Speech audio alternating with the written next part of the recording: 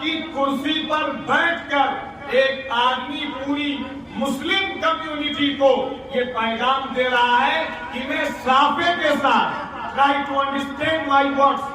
میں صافے کے ساتھ اور میں اپنی پورے کلچر اور اپنی پوری تشخصات کے ساتھ میں پرائم منسٹر کی کرسی پر بیٹھ کر دکھایا ہے کہ نہیں دکھایا۔ شاید آپ لوگ نہیں سمجھ رہے، لیکن میں نام کسی کا نہیں لوں گا، آپ اگر سمجھدار ہیں تو سمجھیے۔